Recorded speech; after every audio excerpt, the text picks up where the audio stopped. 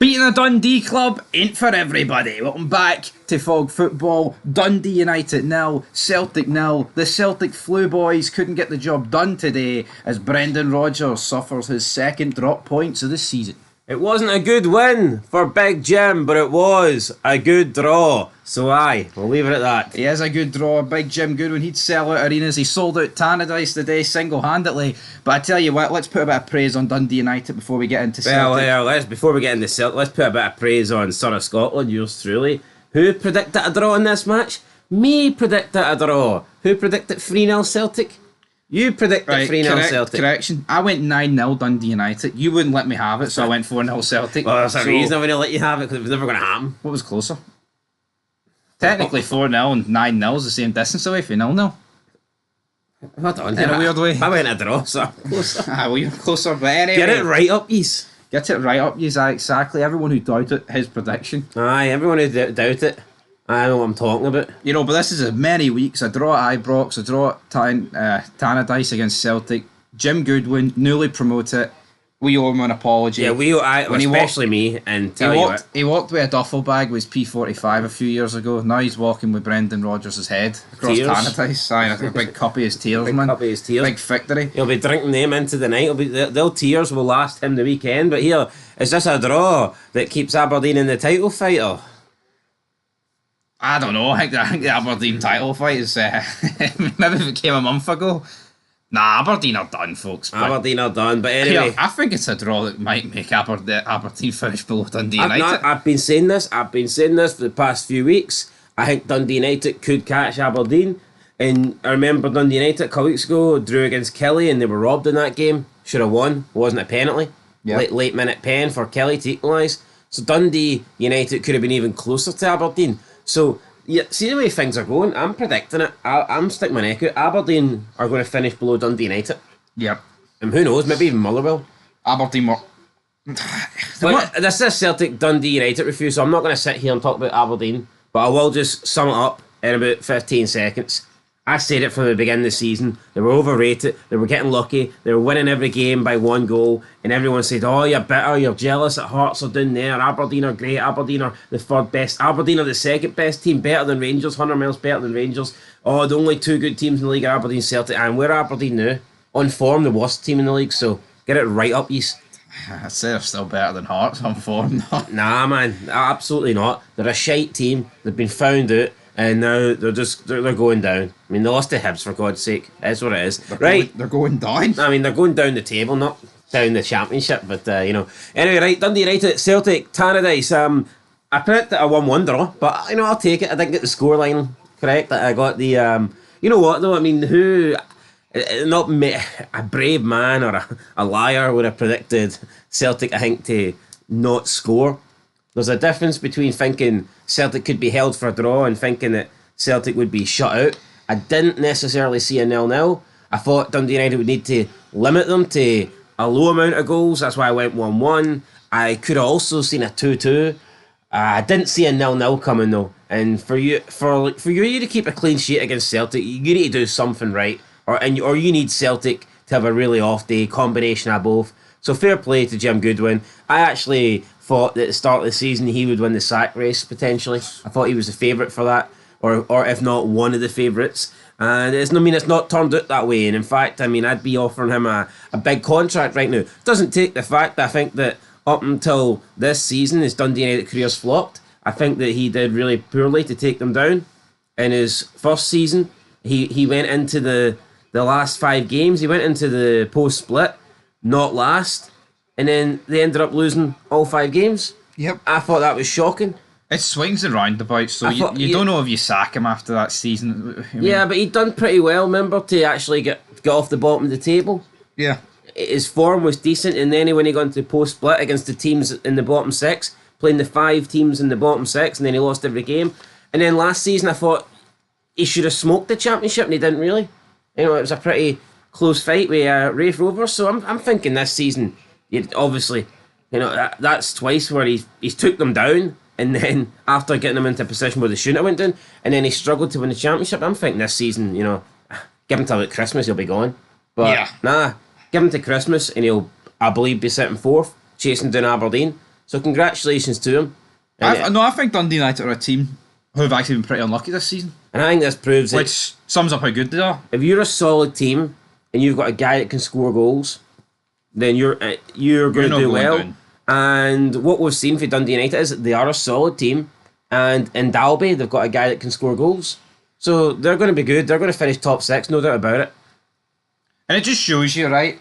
Today, Dundee United really... I apologise, Jim Goodwin. There you go. I apologise too, right? Some people think I don't like the guy because he's Irish. I mean, that's nothing to do with it. I do like Jim Goodwin.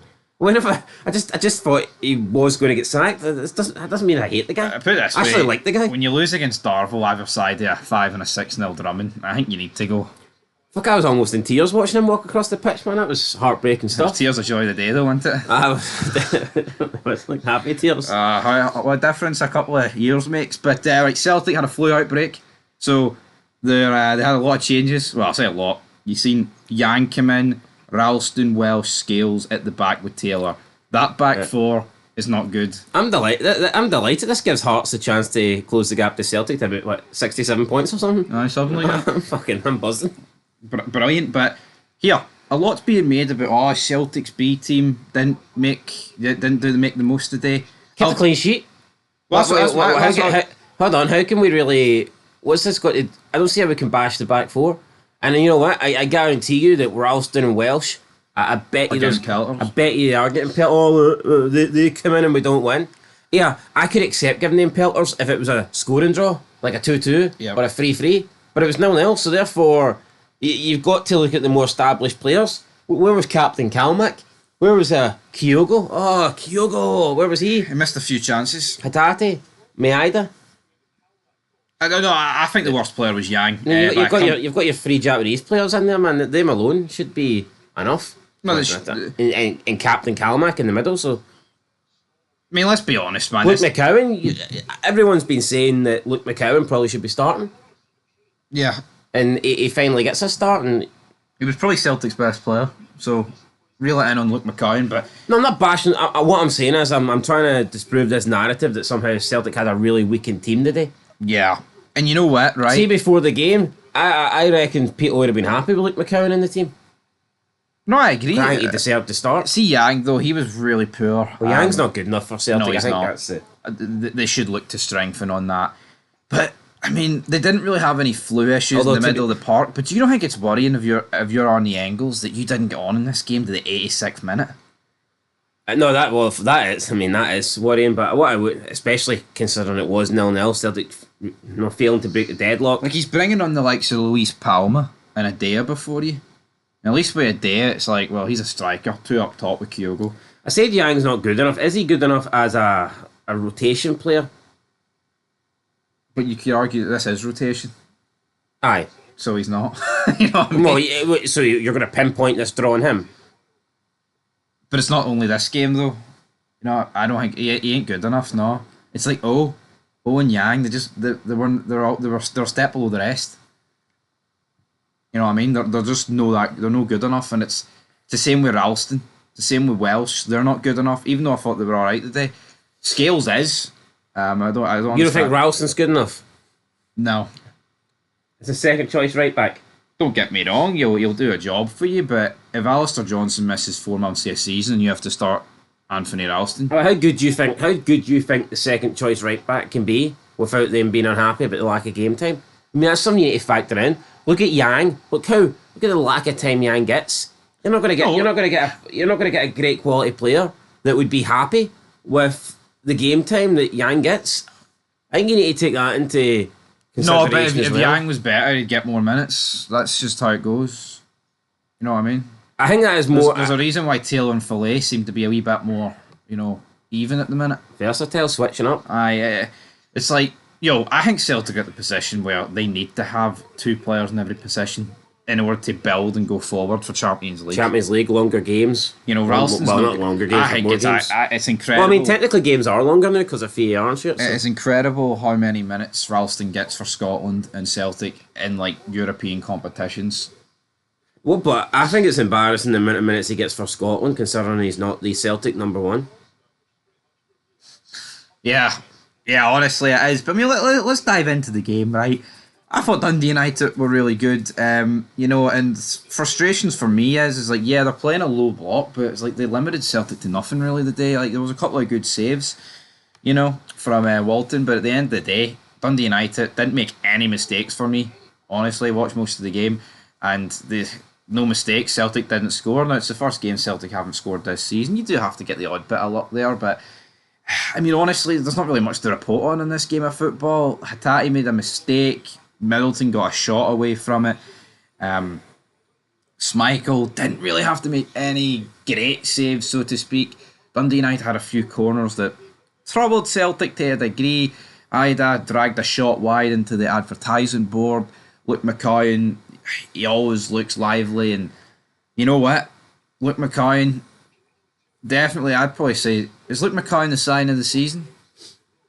One of them, absolutely, yes. I just think the problem with it is he doesn't get enough game time to be like the definitive signing of the season. That makes sense.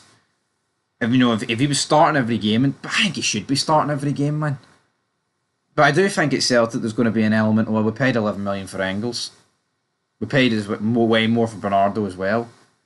Even though, saying that, he did start the day over both of them. No, he did. So it'll be interesting to see whether or not he will start over them again. But yeah, I don't think it's panic stations for Arnie Engels, but he's fifth choice. No two ways about it. Fifth choice? I think so. He gets the least minutes at the midfield, so for that alone, he's fifth choice. I'll tell you what, he's not worth £11 million. No. He's not worth £11 million at all. Gordon DL jumping it. I mean, after one game saying he's better than Matt O'Reilly. Gordon, catch yourself. Why? Because he scored a fucking penalty against Hearts. Catch yourself on, Gordon DL. You could play for Petro Cub at that level. No, seriously. I mean, Matt O'Reilly was great for like 2.5 seasons. Yep. And the disrespect to turn around and say this guy was better than Matt O'Reilly after one game, that is mental. You know what? Celtic, for Celtic to spend 20 million across two players, they should have significantly improved their starting 11. And now we can see they haven't, because we know that Ida is not better than Kyogo. And it looks like Engels is now no longer a starting choice. Does it prove the point, though, of the Celtic board, where it's like... Yeah, I think it does. We didn't need to spend that, guys. Or is it more on them for spending it on those guys? Because you know what? I think they could have went across the league, our league, with the 20 million and significantly strength. They could have got Miovski, right? Could have brought Miovski in for a lot cheaper. Well, I say a lot cheaper, but 3 million less than what Adea cost, right? Engels was 11 million. You got McCown for a fraction of that. There's other players in the league, right? Could have spent a few million on Doyle a couple of years ago, and could have Hickey as well. Get the left back replacement going. Lyle Cameron for Dundee's very good. You know what I mean? Miller. Lennon Miller's the key one. It's like, you know what? See, when you're on top and you're 9 points clear and you're doing well in the Champions League, it doesn't seem like a massive waste of money for Engels and Adea. But you know what? They're not in a struggling Celtic team because the guys above them are carrying them. Aye. Oh, absolutely. And it's the same with Yang. You know what? You can be critical of Yang today because they drew 0-0. But see what the difference is? See the amount of pressure, though, that would be on Ida and Engels if Celtic weren't performing. Yeah, that's it. See if they were struggling. See if they were having a bad season. See if Rangers were in front of them and they'd cost 20 million between them and they were playing as poor as they are, then the criticism would be off the rails. But they're lucky. They're lucky that they do have that, safety net in front of them of, well, you know what, we're still going to win the league. Make no mistake about it, folks. Yeah, it's 9 points today. Oh, it's within Rangers' grasp. You never know. 3 Old Firm wins gets Rangers back on level points. But end of the day, Adea came on the day, did nothing. Engels came on, I'll be fair to Engels, he only had 10 minutes a day. I had like 36, so he could have made more of an impact. But you're right, it looks like right now it's a waste of money. See, with Engels, I still feel like there's a lot of improvement to be had with him. Well, I feel like with Adea, that is the end product that you've got. The end deal, even though they're similar age. Well, I have bashed him since day one. He's not a good player. No. But again, he's not even as good as that guy across the city. That guy across the city's pretty damn bad. Who's that guy across the city? Not Igamani. Not Danilo. Not him either, no. The other guy, CD9. Yeah. You put both of them, right, in the teams from the start of the season, and I guarantee you which one's scoring you more goals. It's a real dessers. But anyway, guys, that is where we're going to wrap this up. Dundee United, fantastic draw for them. Yeah, it's a Celtic draw, but I mean, they weren't awful by any means, Celtic. They just didn't get that goal at the end of the day. And yeah. All I just has to do is come out and whip out some Clement stats. We had more shots, so there you go. We had more shots. That should please everybody. Do we want to see what Brendan Rodgers said before we go? Alright, let's see it. He told BBC Scotland, and I quote, "You're always disappointed when you draw a game that you should win. We didn't work the keeper enough, but the players gave everything. In these types of games, if you don't get the early goal, it gives the opposition something to hold on to. We had to make a lot of changes, and the players that came in were really secure. Both sets of players dealt with the wind really well because it was a real challenge. We are greedy to win every game, but 9 points clear. We have a trophy in the cabinet and doing well in the Champions League. It's been a good period for us." It's hard to disagree with Rodgers. Yeah, but have you seen how the narrative changes? Because I'm sure Celtic fans are going to be like, we dominated, we should have won, more shots, more this. But they'll never give credit, right, to Dundee United who held out for a 0-0 draw. But when it's Celtic in the Champions League and they're backs to the wall performance against Atlanta, the narrative is completely different. The narrative is, great performance for Celtic. We were solid. We never conceded. We never let them down. We were structured. We held the line well. And it's all this shite. Maybe Celtic just weren't good enough today. Can Dundee United not actually be worthy of a draw despite not creating as many chances? So does that mean that Celtic were very lucky then to get a draw against Atlanta? Because I don't think so. No, I thought Celtic deserved a draw against Atlanta due to their defensive, abilities on the day. And I think you could argue the same today. I would argue the same today. I think Dundee United deserved a draw. Yep. I know, I totally would. But the narrative's going to be, even Brendan Rodgers says, we should have won. But Atlanta should have won then. But there was no mistakes. Did he come out and say? We were very lucky there. Atlanta should have pummeled us. No, he didn't. And it's the fact. It's just the narrative, man. It is what it is. Dundee United, fair play, Jim Goodwin. What a guy! I applaud you, son. Yeah, I know, but a lot of people are saying, but it was the Celtic B team. It was the flu that cost us the day. As we've said, it's the majority of the guys were at the back. Luke McCoy came in. Most people want him to start anyway, and Yang's the only guy in the front six. It's pish. The rest of the team just weren't really that good enough. But here, you're allowed an off day, aren't you? Well, when you build yourself... Well, Celtic are allowed many off days because they've built themselves a really, strong lead in the table, so... Absolutely. But anyway, guys, that's where we're going to leave it. There'll be another match with you later on, won't there? Yeah, Celtic, the players could afford to just take the next few weeks off, enjoy Christmas, enjoy the New Year. Aye, still have we... Forfeit every game and they'll be alright.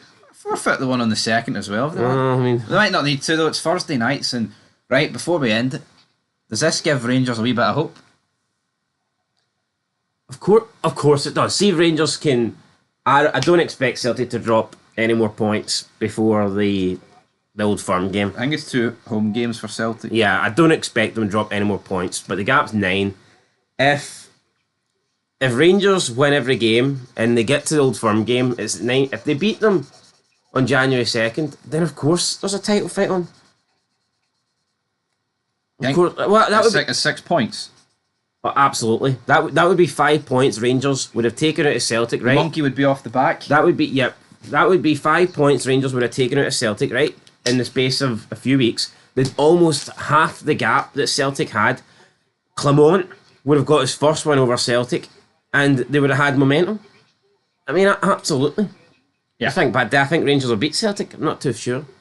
Although I would argue they were, pretty close, and they've got the Ibrox advantage. So I tell you what, I think this is probably the best run of form that Clement's had at Rangers, and probably since last year. It's been almost a full year since he was on this run of form, up until at least that Motherwell game. This will be his best chance to beat Celtic. Yeah, so that's where we're going to leave it, guys. It wasn't quite the greatest 0-0 at Tannadice between Dundee United and Celtic. Do you remember that one? Should I? 3.5 years ago, they drew and Rangers won 55. Oh, fuck no, I don't. You don't remember it? That's alright. Well, that game had no relevance to me. That's alright. Your team were doing the championship, mate. And next year, you might be doing the championship again. So, till then, guys, peace.